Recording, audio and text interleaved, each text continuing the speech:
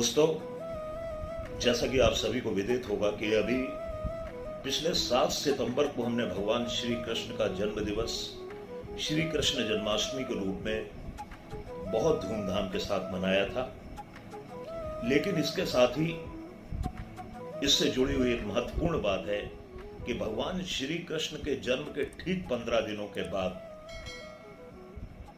भगवान श्री कृष्ण की सहचरी, उनकी प्रियतमा, उनकी संगनी भगवती श्री राधा का जन्म दिवस भी ब्रजभूमि सहित समूचे भारतवर्ष में श्रद्धालुओं के द्वारा, भगवान श्री कृष्ण के भक्तों के द्वारा बेहद श्रद्धा और भाव के साथ मनाया जाता है। यहां तक कि ये धार्मिक मान्यताएं भी हैं कि यदि आपने श्री कृष्ण जन्माष्टमी के उत्सव को सेलिब्रेट किया है, भगवान श्री कृष्ण का जन्मोत्सव मनाया और उसके बाद आपने यदि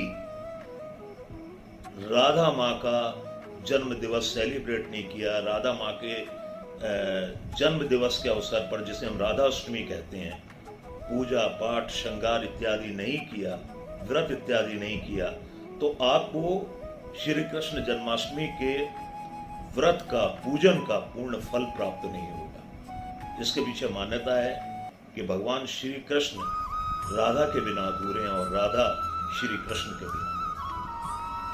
यदि भगवान श्री कृष्ण शरीर हैं तो राधा आत्मा है। एक दिव्य प्रेम दोनों के बीच, जिसे समूचा भारतवर्ष बहुत आदर, सम्मान और एक दैवीय तथा निश्चल प्रेम की भांति देखता है, जग विख्यात है। तो इसलिए मेरा आप सभी दर्शकों से यह निवेदन है कि यदि आपने श्री कृष्ण जन्माष्टमी पर व्रत रखा है, पर्व उत्सव मनाया है, तो राधा अष्टमी पर भी आप भगवान श्री कृष्ण की, राधा माँ की पूजा अर्चना और व्रत इत्यादि अवश्य करें। तभी आपके ऊपर भगवान श्री कृष्ण की कृपा होगी, राधा माँ की कृपा होगी और आपको जन्माष्टमी के पूर्ण व्रतों का फल भी प्राप्त होगा। दोस्तों, मेरा नाम है राजेश साहनी। मैं ज्योतिष और वास्तु मामलों का विशेषज्ञ हूँ। हमारे सभी दर्शकों को राधे राधे, जय श्री कृष्णा। दोस्तों, आज हम आपको देने जा रहे हैं राधा अष्टमी से जुड़ी हुई कुछ महत्वपूर्ण जानकारियां। लेकिन इसके पहले हम बताना चाहेंगे कि ये जो जानकारियां हैं ये शास्त्रों के द्वारा अनुमोदित नहीं है। भारतवर्ष में रहने वाला हर व्यक्ति जानता है कि भगवान श्री कृष्ण और मां राधा का प्राकाट्य ब्रजभूमि में हुआ था। भगवान श्री कृष्ण मथुरा में उनका जन्म हुआ था। मां राधा का जन्म बरसाना के समीप एक ग्राम में हुआ था। बाद में वो बरसाना में आकर बस गई थी। समूची ब्रजभूमि बहुत पावन मानी गई है, बहुत पवित्र मानी गई है, बहुत ऊर्जावान क्षेत्र माना गया है। और यहाँ तक कि ये मान्यताएं भी है कि जो एक बार ब्रजभूमि होकर आता है, मथुरा, वृंदावन, बरसाना इत्यादि, तो लौट के आकर, वापस आकर उसको अपने जीवन में, उसको अपनी मन स्थितियों में परिवर्तन अवश्य महसूस होते हैं। ये सब भगवान श्री कृष्ण की ऊर्जा का प्रवाह है जो आज भी वहां पर हो रहा है। तो यहाँ पर हम आपको जो राधा अष्टमी से जुड़ी हुई महत्वपूर्ण जानकारियां दे रहे हैं, वो ब्रजभूमि से जुड़ी हुई जानकारियां दे रहे हैं। जो ब्रजभूमि की मान्यताएं हैं, मतलब मथुरा, वृंदावन, बरसाना, नंदगांव इत्यादि में जिस परंपरा के साथ राधा अष्टमी का पर्व मनाया जाता है, जिस तरीके से वहां पर माँ राधा के लिए व्रत रखा जाता है, पूजा अर्चना की जाती है, माँ राधा का अभिषेक किया जाता है, पूरी की पूरी वही बातें हम आपको बताने जा रहे हैं, वही प्रक्रिया हम आपको बताने जा रहे हैं। यहाँ पर आवश्यक नहीं है कि मेरी इन बातों की शास्त्र सम्मति हो, क्योंकि भगवान श्री कृष्ण माँ राधा की जन्मभूमि ब्रजभूमि है और मैं समझता हूं कि वहां से जुड़ी हुई मान्यताएं ही लोकाचार में होनी चाहिए और लोगों को अपनानी चाहिए। मैं बहुत बहुत धन्यवाद देता हूं। कुछ वीडियोस मुझे मिले और कुछ मेरी बातें भी हुई ब्रजभूमि के लोगों से, कुछ मंदिर के पुजारियों से, जिनके माध्यम से मुझे ये सब जानकारियां मिली और मैं आप तक पहुंचा रहा हूं। तो दोस्तों, आइए चर्चा करते हैं इस वर्ष की राधा अष्टमी के ऊपर। सबसे पहले हम आपको जानकारी देना चाहेंगे कि इस वर्ष राधा अष्टमी भाद्र शुक्ल पक्ष की अष्टमी अर्थात 23 सितंबर 2023 को सेलिब्रेट की जाएगी, मनाई जाएगी। व्रत एवं पर्व इसी दिन मनाया जाएगा। अब यहां पर एक समानता देखिए, भगवान श्री कृष्ण का जन्म भाद्र कृष्ण पक्ष की अष्टमी को हुआ था और इसके ठीक बाद, हालांकि राधा जी कृष्ण भगवान से कहते हैं कि 11 माह बड़ी थी, लेकिन इसके ठीक 15 दिनों के बाद आती है राधा अष्टमी, यानी भाद्र शुक्ल पक्ष की अष्टमी तिथि। भगवान श्री कृष्ण का जन्म मध्य रात्रि 12 बजे हुआ था, तो भगवती राधा का जन्म मध्याह्न काल में यानी कि दोपहर में 12 बजे हुआ था। बहुत समानताएं हैं।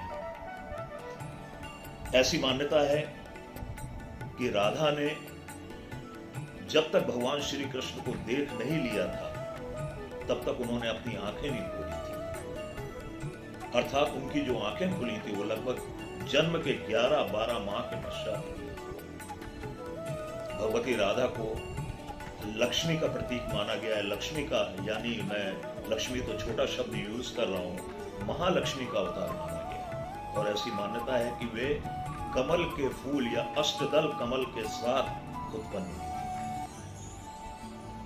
तो इस वर्ष राधा अष्टमी का जो पर्व है वो 23 तारीख को दिन शनिवार को सभी श्रद्धालुओं के द्वारा मनाया जाएगा। तो अष्टमी तिथि 22 सितंबर को दोपहर 1:35 से प्रारंभ हो जाएगी, जो कि 23 सितंबर को 12:17 दोपहर तक व्याप्त रहेगी। यानी मध्याह्न काल में हमें 23 तारीख को अष्टमी तिथि प्राप्त होगी, भाद्रपद मास शुक्ल पक्ष की अष्टमी तिथि। अब यहां पर हम उन परंपराओं का अनुगमन करेंगे जो कि ब्रजभूमि से जुड़ी हुई है, यानी कि राधा माँ की पूजा के लिए, राधा माँ के व्रत के लिए, जैसे हम राधा अष्टमी का व्रत कहते हैं। तो सबसे पहले जो ब्रजभूमि की मान्यताएं हैं, इससे हमारे ख्याल से सभी को इन मान्यताओं का पालन करना चाहिए। फिर भी मैं एक बात कहना चाहूंगा, यदि आपके कुल की कोई परंपरा है राधा अष्टमी का व्रत रखने की, तो आपको सर्वप्रथम अपनी कुल परंपराओं का ही पालन करना चाहिए। और यदि आपकी कोई कुल परंपरा नहीं है, आप कंफ्यूज हैं, आपको समझ में नहीं आ रहा है कि राधा अष्टमी का व्रत कैसे ग्रहण करें, तो इसके लिए फिर आपको बरसाना, वृंदावन इत्यादि क्षेत्रों में जिस तरीके से, जिस प्रक्रिया से राधा अष्टमी का व्रत रखा जाता है, राधा अष्टमी के दिन भगवती राधा का अभिषेक किया जाता है, उनका पूजन किया जाता है, उन परंपराओं का अनुशीलन करना चाहिए। तो हम वही परंपराएं आपके सामने बता रहे हैं। सर्वप्रथम जो हमारा व्रत प्रारंभ होगा वो थोड़े से आश्चर्य की बात है कि राधा अष्टमी, जैसा कि मैंने आपको बताया कि 23 सितंबर को है, लेकिन इसका व्रत एक दिन पूर्व यानी सप्तमी से प्रारंभ हो जाएगा। यानी 21 सितंबर की रात्रि के बाद आपने जो भोजन किया है, इसके बाद 22 सितंबर को प्रातः काल से लेकर आप संपूर्ण दिन 22 सितंबर सप्तमी को, सप्तमी दोपहर तक है, उसके बाद अष्टमी प्रारंभ हो जाएगी, लेकिन इस पूरी तिथि को ग्रहण करते हुए आप पूरे दिन व्रत रहेंगे। अब व्रत कैसे रहना है, ये अपनी कैपेसिटी के ऊपर डिपेंड करता है। मैं ये बिल्कुल नहीं कहूंगा कि निर्जला व्रत रहना चाहिए, आपको कोई डॉक्टर भी नहीं बोलेगा कि निर्जला व्रत रहना चाहिए। इसलिए अपनी सामर्थ्य के अनुसार व्रत रहें। फल फूल, जैसे हम फलाहार कहते हैं, वो लेते रहें। वैसे मेरा मानना है कि इस तरह के व्रतों में कच्ची चीजों का सेवन अधिक करना चाहिए। इससे हमारे शरीर के जो विषाक्त तत्व हैं, उसमें एक शारीरिक रूप से भी हमें बेनिफिट मिलता है। कच्ची सब्जियां हो गई, कच्ची सलाद हो गई, खीरा वगैरह हो गया, फल हो गए, फल को प्राकृतिक रूप में लें। इसके अलावा आप चाय इत्यादि भी व्रत वाले दिन ले सकते हैं। बटर मिल्क इत्यादि का भी सेवन आप कर सकते हैं। मैं ये बिल्कुल सलाह नहीं दूंगा कि संपूर्ण दिन, चूंकि पूरे दिन का व्रत है जो अगले दिन तक चलेगा, तो पूरे तरीके से भूखे रहकर, खाली पेट रहकर ऐसे व्रत को करना चाहिए। फिर भी आपकी श्रद्धा है, यदि आपकी श्रद्धा, आपकी मान्यताएं हैं, तो आप रह सकते हैं। तो इस तरीके से हमें 22 सितंबर को पूरा व्रत रहना है। 23 सितंबर को प्रातःकाल 4 बजे ये बरसाना में जिस तरीके से राधा माँ का अभिषेक होता है, उनकी पूजा अर्चना होती है, सेम उसी प्रक्रिया को आपको आत्मसात करना है, अपनाना है। प्रातःकाल 4 बजे आप स्नान इत्यादि से निवृत्त होकर अपने घर के पूजन स्थल में अपनी पूजा का प्रारंभ करें। लेकिन यह ध्यान रखें कि हमें अष्टमी के दिन यानी 23 सितंबर को ब्रह्म मुहूर्त में ही यह पूजा करनी है जो मैं आपको बताने जा रहा हूं। सर्वप्रथम आपके घर में यदि लड्डू गोपाल हैं और राधा रानी सरकार का भी विग्रह है तो आप दोनों को लें। यदि मोस्टली घरों में राधा रानी का विग्रह नहीं होता है, खासतौर पे मैंने कई जगह पे देखी है कि राधा रानी की भी जैसे बाल गोपाल की प्रतिमा होती है, ऐसी बाल रूप में राधा रानी की प्रतिमाएं होती हैं जो कि कम मिलती हैं, इसलिए हर घर में मौजूद नहीं होती है।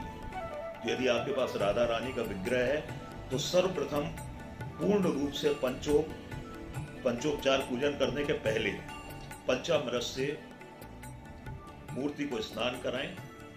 इसके बाद गंगा जल, गुलाब जल इत्यादि से पुनः मूर्ति का शुद्धिकरण करें, उन्हें स्नान कराएं और उसके पश्चात राधा रानी का संपूर्ण श्रृंगार करें। श्रृंगार ऐसा होना चाहिए कि उसमें अट्रैक्शन हो, आकर्षण हो, क्योंकि ये ध्यान रखें कि राधा रानी श्रृंगार प्रिय थी, भगवान कृष्ण भी श्रृंगार प्रिय थे। इसलिए भगवान श्री कृष्ण और राधा रानी के पूजन में श्रृंगार का विशेष ध्यान रखा जाता है। अब यहां पर एक महत्वपूर्ण जानकारी मैं आपको देना चाहूंगा जो कि मुझे वृंदावन के कुछ लोगों के माध्यम से मिली है कि यदि आपके घर में राधा रानी का विग्रह नहीं है तो आप लड्डू गोपाल को राधा रानी का स्वरूप मानते हुए, चूंकि इनमें कोई भेद नहीं है, कहीं से भी कोई भेद नहीं है। मैंने जैसा कि आपको शुरू में बताया कि यदि भगवान श्री कृष्ण शरीर हैं तो राधा उनकी आत्मा है। तो ऐसी स्थिति में लड्डू गोपाल के ऊपर उनकी प्रतिमा पर आप राधा रानी का पूरा श्रृंगार, यानी उन्हें महिलाओं के वस्त्र पहनाएं जो भी मार्केट में मिलते हैं, राधा रानी के वस्त्र धारण करवाएं। इसके बाद जो नथनी हो गई, दुपट्टा हो गया, चुन्नी हो गई, हाथ में चूड़ियां हो गई छोटे से जिन्हें हम कंगन कहते हैं, बिंदी हो गई इत्यादि जो भी राधा रानी के श्रृंगार में वस्तुएं प्रयोग की जाती हैं, उन सभी वस्तुओं से आप बाल गोपाल यानी लड्डू गोपाल जी का श्रृंगार करते हैं, आपको पूर्ण फल की प्राप्ति होगी। इसके बाद श्रृंगार करने के पश्चात आप पंचोपचार पूजन करें, धूप दीप नैवेद्य इत्यादि से। पंचोपचार पूजन करने के बाद आरती वगैरह करने के पश्चात आप जो भी श्रद्धानुसार पूजा करना चाहें, अर्चना करना चाहें, पाठ करना चाहें, राधा रानी के निमित्त जो पाठ किए जाते हैं वो राधा सहस्र नाम का पाठ बहुत प्रचलित है।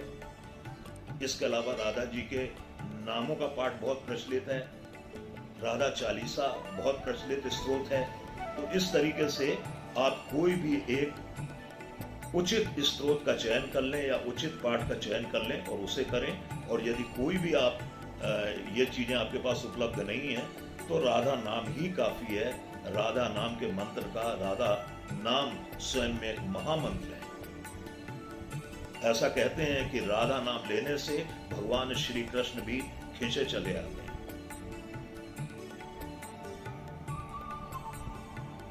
तो यदि आपके पास आप किसी भी प्रकार का कोई पाठ नहीं करना चाह रहे हो तो सिंपली आप तुलसी की माला से कम 5 माला या 11 माला राधा नाम का जप करें।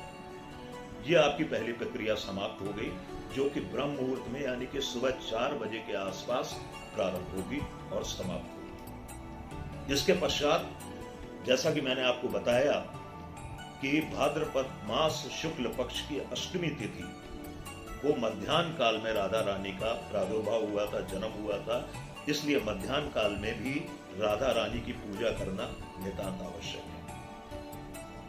यदि आपने लड्डू गोपाल की प्रतिमा को सुसज्जित किया है तो उन्हें उसी झूले पर बैठाएं जिसमें आपने श्री कृष्ण जन्माष्टमी के अवसर पर भगवान को झूला झुलाया था, और उसी तरीके से राधा रानी के जन्म उत्सव को मनाते हुए उन्हें झूलना झुलाते, पुनः पूजन करें।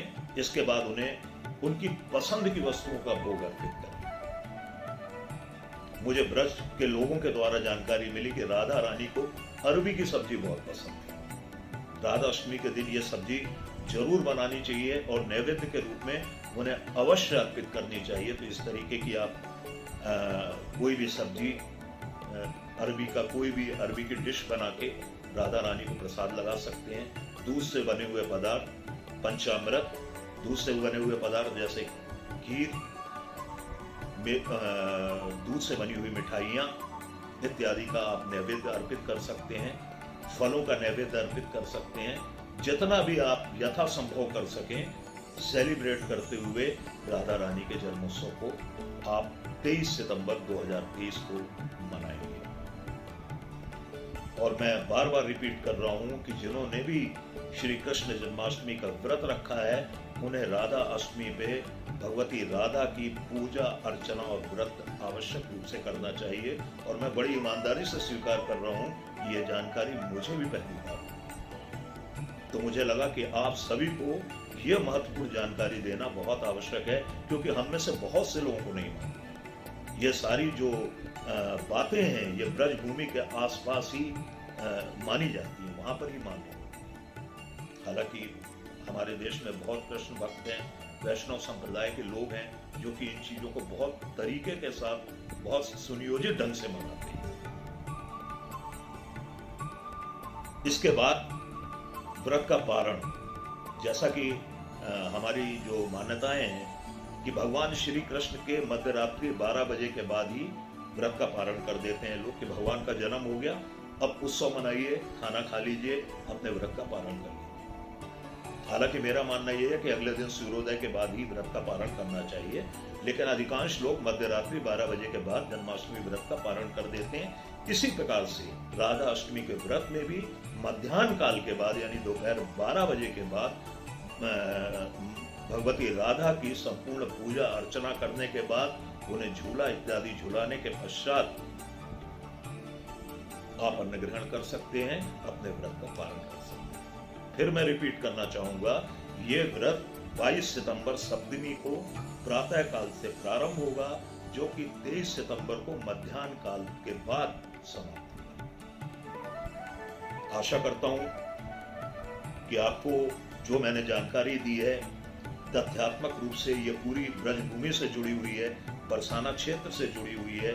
माँ राधा के व्रतों को हमको समुचित ढंग से कैसे करना चाहिए, उनका अभिषेक कैसे करना चाहिए और किस समय पे करना चाहिए, ये बिल्कुल मान्य प्रक्रिया है जो कि पूरे ब्रज क्षेत्र में अपनाई जाती है। दोस्तों, बहुत से लोग पूछते हैं, बहुत से लोगों ने मेरे से प्रश्न किया कि राधा रानी की पूजा अर्चना करने की विधि क्या है, किस मंत्र के द्वारा, किस स्तोत्र के द्वारा राधा रानी की पूजा अर्चना की जानी चाहिए।